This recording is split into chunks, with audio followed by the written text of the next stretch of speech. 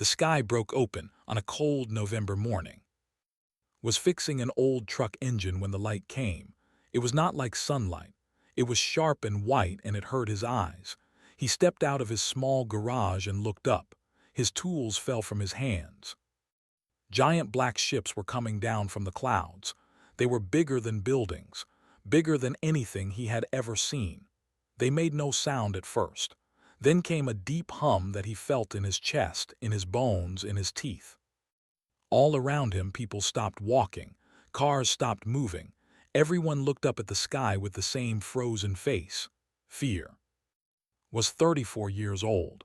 He had served in the army for 8 years. He had seen bad things, but he had never seen anything like this. The ships landed in the center of Seoul. More ships landed in other cities. Would learn later that they landed everywhere. New York, London, Tokyo, Beijing. Every major city on Earth received visitors that day. Then the message came. Every screen, every phone, every radio played the same words. The voice was strange. It sounded almost human, but not quite. Like someone had learned to speak by listening to recordings, but had never actually talked to a real person. People of Earth, we are the Empire. We have watched your world. We have studied your species. You are strong. You can work. You can serve. This is your purpose now. Do not resist. Resistance brings only pain. Accept your role. Serve the Empire. This is not a request. The message repeated, again and again, in every language. Ran home. He lived in a small apartment with his younger sister. She was 26 years old and worked as a nurse. When he burst through the door, she was standing by the window, crying. "What do we do?" she asked. He had no answer. By afternoon, they came down from their ships, watched from his rooftop. The aliens were tall, maybe 2.5 meters. They had gray skin that looked like stone, 4 arms. Their bodies were covered in a hard shell like insects. They moved slowly but with terrible purpose. They carried weapons that glowed with blue light. When they fired, people fell and did not get up. They walked through the streets in groups of 10. They went into buildings. They pulled people out, families, children, old people. They pushed them into floating metal boxes that took them up to the ships. Heard screaming. He heard gunfire. Police officers shot at the aliens. The bullets hit the gray skin and did nothing. The aliens did not even slow down. They simply turned and fired back. The police fell. He gripped his old service pistol. He knew it would not help, but he could not just watch. Then he saw them come to his building. "Hide," he said. "The bathroom, get in the bathtub, do not make any sound." "Come with me," she begged. "I will hold them, go now." She ran. He heard the bathroom door close. The front door exploded inward. 2 stood there. Up close, they were even more terrifying. Their eyes were black and empty. They smelled like metal and something rotten. "You will come," one said. Its voice was the same as the broadcast, flat, dead. Raised his pistol and fired. Once, twice, 3 times. The bullets hit the alien's chest and bounced off. The looked down at itself, then back at it, almost seemed confused. "Primitive," it said. It reached for him with 2 of its 4 arms, grabbed a metal pipe from the floor and swung. The pipe bent against the alien's head but did nothing. They hit him. The blow sent him flying across the room. He crashed into the wall and fell. Blood filled his mouth. His ribs screamed with pain. Through blurred eyes he saw them find. She fought. She scratched and kicked and bit. But they were too strong. They carried her out like she weighed nothing. No tried to shout, but his voice was only a whisper. He crawled to the door. He pulled himself up using the broken frame. He watched as they put his sister in one of the floating boxes. She looked back at him. Her eyes were full of fear and something else. A message. Live, fight, come for me. The box floated up toward the ship. Stood in the empty street. Alien blood was on his hands. It burned his skin like acid, but he did not care. He was still holding the bent pipe. Around him, the city burned. People ran and screamed. They continued their harvest, taking humans by the hundreds. Far away in an underground military bunker, an old general named Lee watched the reports come in. Every attack had failed. Every weapon had proved useless. Thousands of soldiers were dead. "What do we do, sir?" a young officer asked. General Lee was 58 years old. He had been retired for 3 years. They had called him back when the ships appeared. "We learn," he said quietly. "We watch, we find their weakness, and then we make them pay for every single person they took." In her research facility, a young scientist named Park recorded everything. She had detected strange signals 3 days before the ships came. Nobody had listened to her warnings. Now she watched the aliens through her cameras and took notes. She noticed small things: the way they flinched at sudden movements, the way they hesitated when humans fought back. They were not used to resistance. They expected slaves, not warriors. Wrote one line in her notebook: "They can be beaten." Back on the street, felt something he had not felt in years. Not since the war. Not since he had buried his friends. He felt rage, pure and hot and endless. They had taken his sister. They had taken his people. They thought humans would kneel. They were wrong. Dropped the pipe and picked up a piece of alien armor that had broken off during the fight. It was sharp. It was hard. It would work. He did not know how. He did not know when. But he would find, and he would make them pay. The invasion had begun, but so had the resistance. 3 weeks passed. The world was different now. They controlled the cities. Their ships floated above like dark clouds that never moved. Every day they took more people. Every day the floating boxes carried humans up to the sky. Nobody knew what happened to them after that. But the aliens did not control everything. The countryside was still free. The mountains, the forests, the old subway tunnels beneath Seoul. These places became home to those who refused to kneel. Walk through the dark tunnels with a flashlight in one hand and a weapon in the other. The weapon was new. It was made from parts of dead. Their armor was hard, but it could be shaped. It could be sharpened. It could kill. He was not alone. Behind him walked 30 men and women. Some were soldiers, some were students, some were grandparents who remembered older wars. All of them had lost someone to the aliens. All of them wanted revenge. "How much further?" asked. She was 31 years old, a combat medic. She and had served together 5 years ago. When the invasion began, she had found him. She had stitched his wounds and told him to stop feeling sorry for himself. They had work to do. 2 more kilometers, said. "The science team is waiting." The science team. That was what they called the group of researchers who had escaped from the universities. They worked in an old underground storage room, surrounded by stolen equipment and broken machines. They were trying to find a way to kill the aliens. When arrived, Park was waiting for him. She looked tired, dark circles under her eyes, coffee stains on her coat, but her eyes were bright with something that looked like hope. "I found something," she said. She led them to a table covered in alien technology, pieces of armor, a broken weapon, something that looked like a radio. "Their exoskeleton is not just armor," explained. "It is part of their body. It grows with them. It protects them from almost everything." "We know this," said. "Bullets do not work. Fire does not work. What does work?" Smiled. It was a strange smile. The smile of someone who had found a key to a locked door. "Sound," she said. She nodded to a young man standing nearby. His name was. He was only 22, an engineering student. He was thin and nervous-looking, but his hands were steady as he lifted a strange device from the table. It looked like a speaker attached to a car battery. "The exoskeleton has a weakness," said. "It is vulnerable to certain frequencies. High-pitched sound waves. On Earth, we have many sources of these frequencies, speakers, alarms, even some musical instruments. The home world does not have these sounds. Their bodies never adapted to them." "Show me," said.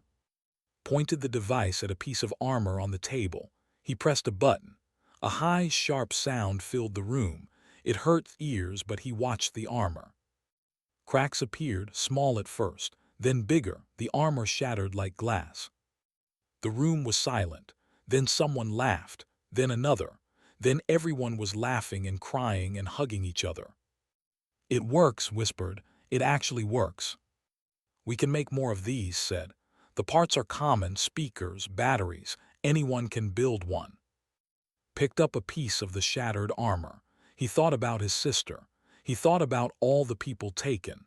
He thought about the aliens who believed humans would not fight back. "How many can you make?" he asked. "With enough parts, hundreds, thousands." "Then we need parts."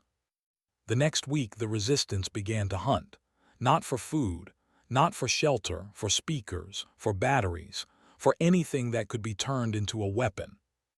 They hit supply convoys. Small attacks, quick and fast, kill, take what they needed, disappear. The aliens were not used to this kind of fighting. They expected armies. They got shadows. Led the first major raid. A convoy carrying 200 captured humans was moving through the old highway. 10 guards, easy targets. They attacked at night. Sonic weapons screamed in the darkness. They fell, their armor shattering, their bodies breaking. They tried to fight back, but they could not find enemies they could not see. In 3 minutes it was over. Opened the transport pod. Inside, 200 humans looked at him with wide eyes. They were thin, scared, some were children. "You are free," he said. "Come with us." Among the freed was an old man. He had white hair and kind eyes. He grabbed his arm as they walked. "They are afraid," the old man said. "Who?" "The aliens. I heard them talking. They have never faced anything like us. Every other species they conquered gave up, surrendered, accepted their fate, but we keep fighting, we keep hurting them. They call us something now. In their language it means the ones who do not stop." Felt something warm in his chest, pride, hope. Far away in his command ship, Overseer received the report of the convoy attack. He stared at the numbers. 12 dead warriors, 200 slaves lost, in a single night.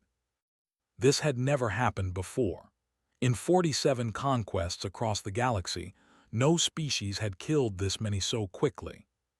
"Send a message to the Empire," ordered. "Request reinforcements." The Empire's response. Waited. Hours later the answer came. The fleet was busy. Resources were limited. He had the forces he was given. He would have to manage. Looked out the window at the city below. Fires burned in the distance. Somewhere down there, humans were planning, building, waiting. He had come to harvest slaves. He was beginning to think he had found something very different. In the tunnels beneath Seoul, General Lee received messages from around the world. Brazil, Germany, India, Japan. Everywhere, humans were learning the same lesson. The aliens could be killed. "They gave us 3 weeks to break us," the general said to his officers. "Instead, we learned how to break them." He looked at a map covered in pins. Each pin was a resistance group. There were hundreds now. "They wanted slaves," Lee said. "Let us show them what free people can do." Sat alone that night looking at a picture of. She was somewhere up there in the orbital station. Alive, he hoped. Sat down next to him. She did not say anything. She just sat there, her shoulder touching his. "We will get her back," she finally said. "I know," replied, "and we will make them pay for every day they held her." Above them the alien ships floated in the dark sky, but they no longer looked invincible. They looked like targets. The resistance had begun, and humanity was just getting started. 2 months after the invasion, the war changed. They no longer walked freely through human streets. They moved in large groups now, always watching, always afraid. Every shadow could hide a fighter. Every building could hold an ambush. Every sound could be death. Humans had learned to kill them, and they were getting better at it every day. In the underground factories worked without sleep. His sonic weapons were everywhere now. small ones that fit in a pocket, big ones that could be mounted on trucks. Each day, new designs. Each day, more aliens died. Park had her own victory.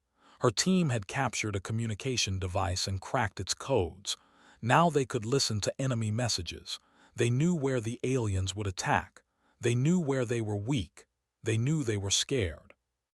"Listen to this," said, playing a recording for General Lee. The alien voice spoke in its flat, dead tone, but the words were remarkable. "Human fighters in Sector 7. Avoid, repeat, avoid. Do not engage without full support." Lee smiled. It was not a happy smile. It was the smile of a hunter who had caught the scent of his prey. "They are running from us," he said. Led the strike team that would prove just how much things had changed. Operation Thunderclap.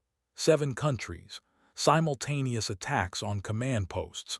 The biggest coordinated assault since the invasion began. In Seoul and his team moved through the old shopping district. It was empty now, broken glass everywhere, cars burned and abandoned. But it was not quiet. The sound of battle filled the air. 50 fighters, armed with sonic weapons, alien armor they had taken from the dead, and something they did not understand: hope. The command post was in an old hotel, 300 aliens inside, heavy weapons, strong walls. It did not matter. They hit from 4 directions at once. The sonic weapons screamed, glass shattered, walls cracked, and died. Was the first through the main door. An alien swung at him with a blade. He ducked, rolled, and fired his sonic pistol at point-blank range. The creature's chest exploded. Was beside him as always. She had stopped being just a medic. Now she fought like a warrior. She saved lives and took them with equal skill. "Left side," she shouted. Turned and fired. Another alien fell. They pushed deeper into the building. Floor by floor, room by room. They fought hard, but they were not used to this. They were used to slaves who knelt. They were used to species that surrendered. They were not used to humans. On the top floor found what he was looking for: a computer terminal, alien technology. He did not understand it, but would. "Take everything," he ordered, "everything." His team grabbed drives, screens, devices, anything that might be useful. Then a blade cut through the air. Saw it too late. The blade caught him across the chest. Blood sprayed. Pain exploded. He fell backward, his weapon sliding away. The alien stood over him. It was bigger than the others, some kind of officer. Its black eyes looked down at him with hatred. "You should have kneeled," it said. A sonic blast hit it in the side. The alien screamed and stumbled, fired again and again. The creature's armor cracked. It fell. She was at his side in a second. Her hands pressed against his wound. Blood soaked through her fingers. "Stay with me," she said. "You do not get to die, not today, not until we get your sister back." He wanted to laugh, but it hurt too much. Instead, he grabbed her hand. "Then you better be a good doctor." She stitched him together in the back of a truck as they escaped. Her hands did not shake once. The news came in over the next hours. Operation Thunderclap was a success. All 7 targets destroyed. Over 2,000 killed. Humanity had taken ground and held it. For the first time since the invasion, free zones were declared. Areas where no aliens remained. South Korea's southern coast, parts of Brazil, northern Canada, Australia's outback, places where humans could breathe without fear. But was not satisfied, not yet. In the captured computer found what he was looking for: the processing manifest, a list of every human taken by the aliens, names, locations, status. His name was there, status, alive, location, orbital station 7. She was still alive, up there in the sky on an alien station. "We have to go get her," said. He was still bandaged, still bleeding, but his eyes were clear. General Lee shook his head. "We do not have ships. We do not know how to fly their technology. It is impossible." "Nothing is impossible," said quietly. He was looking at a holographic image of the station taken from the captured files. I have been studying there, the ones they use to bring soldiers down. The controls are strange but not complex. We could learn. And we have the security codes now, added. I can get us past their defenses. We could dock without them even knowing we are coming. Lee looked at them. These young people, these fighters. They had gone from hiding in tunnels to planning an assault on an orbital station. You are all insane, he said. Yes, replied, but that is why we are still alive. Lee was quiet for a long moment, then he nodded. Plan it, find a we can capture intact, train a team. If there is any chance at all, we take it. That night stood on a rooftop and looked up at the stars. Somewhere up there, his sister was waiting. I am coming, he whispered. Hold on. In his command ship, Overseer received the reports from across the planet. Every attack had failed, every position lost. His forces were cut in half. He sent another message to the Empire, more desperate this time. The response was the same, no reinforcements, handle it yourself. The Empire had more important conquests. Looked at the planet below. He had come here expecting easy slaves. Instead, he had found warriors who refused to break. For the first time in his long life, the Overseer felt something he had never felt before. Fear. 4 months after the invasion, humans went to space. Not as slaves, not as cargo, as warriors. They rose through the clouds and kept climbing. Inside, 12 fighters sat in silence. They wore stolen alien armor, modified to fit human bodies. They carried weapons that humans had built to kill aliens. They knew they might not come back. Sat at the front. His chest still hurt from the wound that had almost killed him. He did not care. His sister was up there. That was all that mattered. Beside him sat, she had refused to stay behind. If you get hurt again, who will put you back together? She had said. Behind them sat soldiers from 5 different countries. Korea, Japan, America, France, Nigeria. The invasion had erased borders. There was only one side now, the human side. In the pilot's seat sat Oh. She was 35 years old, a former airline pilot. She had volunteered to learn how to fly alien ships. It had taken her 3 weeks, had modified the controls for human hands. Now she flew like she had been born in it. Approaching the station, announced, "They are scanning us." Park's voice came through the radio from Earth. "Sending the security codes now. You should appear as a regular supply ship."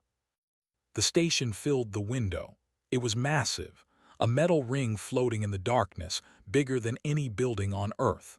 Lights blinked along its surface. Ships moved around it like insects around a hive. "Codes accepted," said. "We are cleared to dock." Let out a breath he did not know he was holding. They docked at a cargo bay. The doors opened. A dock worker stood there checking a list. It did not even have time to be surprised. Shot it with a sonic pistol. The alien fell, its armor cracking, its body breaking. "Move fast," ordered. "We have maybe 20 minutes before they realize something is wrong." They ran through metal corridors. The station was like a maze, but had studied the stolen files. She knew the layout. She guided them through the radio. Left at the next junction. The holding cells are 2 levels down. They met resistance. Of course they did. Warriors appeared at intersections, weapons raised, but they were surprised. They expected slaves, not soldiers. They expected fear, not fury. The sonic weapons sang. Alien bodies fell. Human boots stepped over them and kept moving. Sergeant Minu led the rear guard. He was 40 years old, special forces, hard as iron. He held the corridors while the others pushed forward. "Contact left," he shouted, 6 of them. He fired, 2 fell, but more were coming. They had realized something was wrong. Alarms screamed. Lights turned red. The whole station was waking up. "Keep moving," Minu yelled. "I will hold them." Hesitated. Minu met his eyes. "Go," the sergeant said. Get your sister, that is the mission, go. Nodded, there was no time for words. He turned and ran. Behind him, he heard Minu's weapon fire again and again, then a scream, then silence. They reached the holding cells. Hundreds of humans were inside, thin, scared, but alive. Searched the faces, looking, hopping. Then he saw her. Yep. She was in the corner of a cell helping an old woman stand. She looked older now. There was something metal behind her ear, some kind of implant, but her eyes were the same, strong, unbroken. And she whispered. He broke the lock. He pulled her into his arms. For a moment he forgot where he was, forgot the danger, forgot everything. His sister was alive. I told you I would come, he said. She pulled back and looked at him. Tears ran down her face, but she was smiling. I never doubted it. Interrupted, we need to move now. They freed as many humans as they could, armed them with weapons taken from Fallen, created an army in minutes. Touched the implant behind her ear. They put this in me, she said. It lets me understand their language. I can hear everything they are saying. What are they saying? She listened. Her eyes went wide. They are scared, she said. They are calling us. I do not know how to translate it. Something like the ones who do not stop. They are saying if this station falls, they lose everything. Smiled. It was not a nice smile. Then let us make it fall. They fought their way to the reactor room, the station's power source. If they destroyed it, the whole station would die. But Overseer was waiting. He stood in the center of the reactor chamber. 10 of his best warriors surrounded him. He was bigger than remembered, taller. His armor was thick and dark. A blade hung at each of his 4 hands. Human said, his voice echoed in the chamber. You fight well, better than any species we have conquered, but it ends here.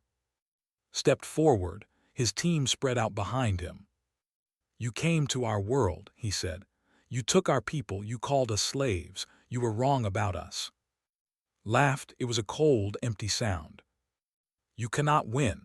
Even if you destroy this station, my empire will send more, hundreds more. You will all kneel eventually. Raised his weapon, a sonic blade that had designed just for this moment. It hummed with deadly power. Then we will fight hundreds more, he said. We will fight until there are no more of you left. And if we die, our children will fight. And their children. We will never stop. We will never kneel. And you will learn what it means to make war with humanity. He attacked. The battle was fast and brutal. Warriors fell. Human fighters fell. Blood, red and gray, covered the floor. Fought beside. Called out enemy positions, understanding their panic communications. Held the escape route. One by one, the warriors died. Until only remained.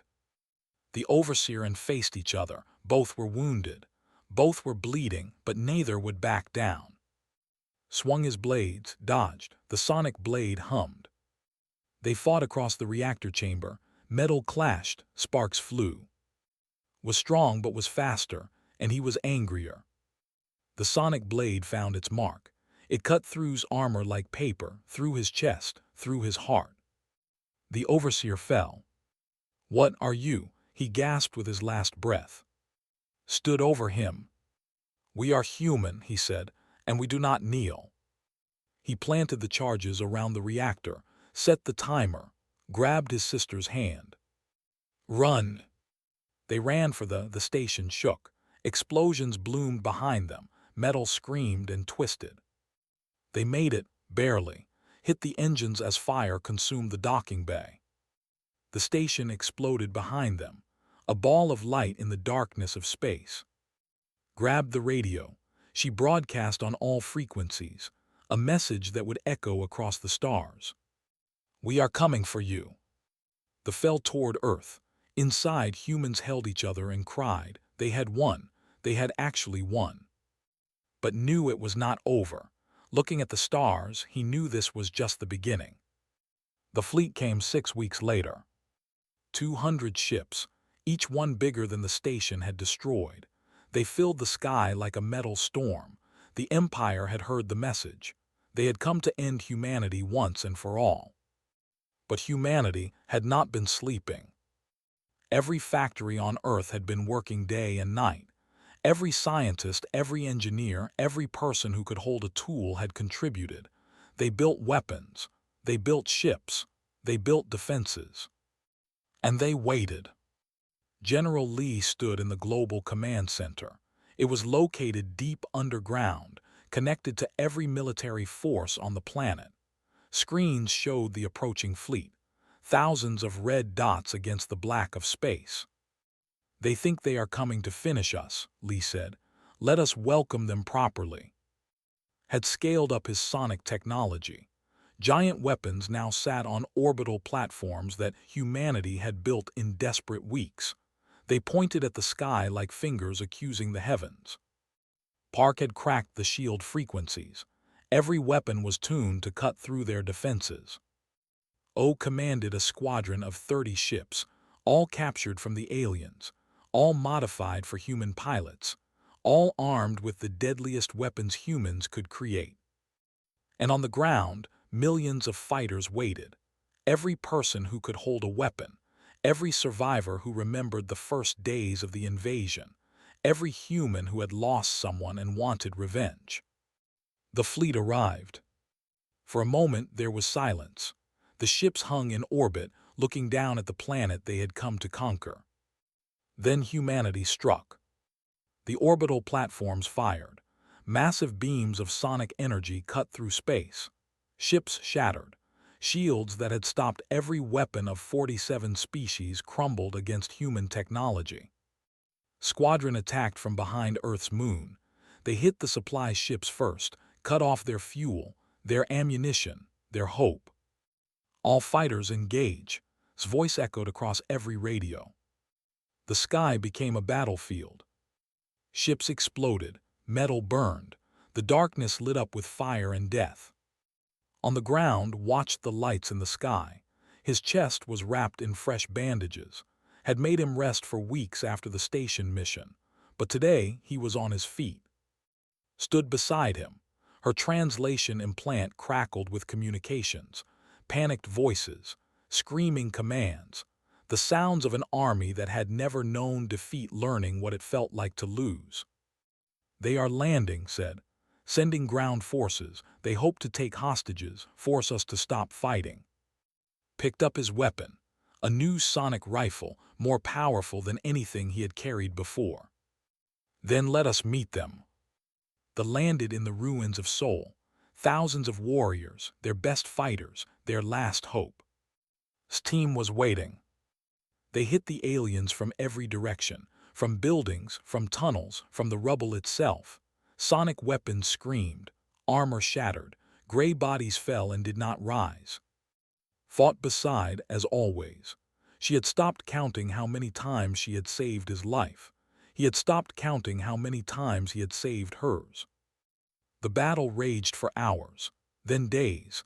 The aliens fought hard, but they were not fighting soldiers. They were fighting a species that had decided it would rather die than kneel. On the 5th day, they began to retreat. On the 7th day, they started running. Led the final assault on their landing zone. The remaining aliens had gathered there, trying to reach there, trying to escape.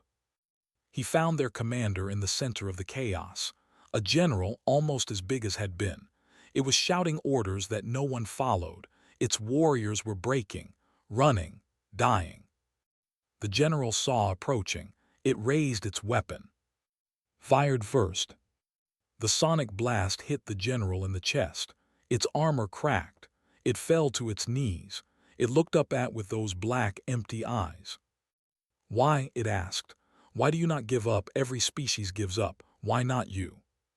Stood over it. Around him the last warriors died. Above him the last alien ships burned in the atmosphere. "Because this is our home," he said, "and we will never let anyone take it from us." He pulled the trigger. In orbit, Squadron finished the job.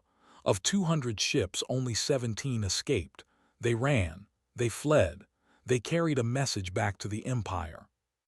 Do not come back. 1 week later, the war was over. The celebrations lasted for days. Every city, every town, every village, humanity had won. Against all odds, against all expectations, they had won. But did not celebrate. He stood on a hill outside Seoul, looking at the new construction below. A spaceport, humanity's first, built from technology and human determination. Ships were being built, human ships designed for war. Walked up beside him. She carried a tablet showing their destination. The 3 months away at faster-than-light speed. The council voted, she said. We are going, all of us, every ship we can build. Nodded, he had expected this. They came here for slaves, said. They thought we were weak, primitive, easy to break. Joined them, then. They stood together, 4 people who had helped save the world. They found something else, said quietly. General Lee's voice echoed from speakers across the planet. The old general had become the voice of united humanity. People of Earth, he said, we did not ask for this war, we did not want it, but when it came, we fought, we bled, we lost friends and family and homes, and we won. Cheers erupted across the world. Now we have a choice. We can stay here, rebuild, wait for the next invasion, or we can make sure there is never another invasion. We can take the fight to them. We can show the galaxy what happens when you attack humanity. The cheers grew louder. All ships prepare for launch. Operation Liberation begins now. Show them what we are made of. Walked toward the spaceport, took his hand, walked on his other side, followed, already working on her tablet, planning the campaign ahead. They boarded the flagship, a massive vessel named Hope, built by human hands, crewed by human hearts, armed with human fury. The engines roared, the ship rose, hundreds of others rose with it. In the command center, looked at the stars. Somewhere out there they were waiting. They had no idea what was coming. They came to our world, he said. They came for slaves. The fleet jumped to faster than light. The stars stretched into lines. They left in pieces. Behind them, Earth grew small, a blue dot in the endless black, the world they had saved, the world they had fought for, the world they would always protect. Ahead of them lay the galaxy, and a message for every species that would hear it.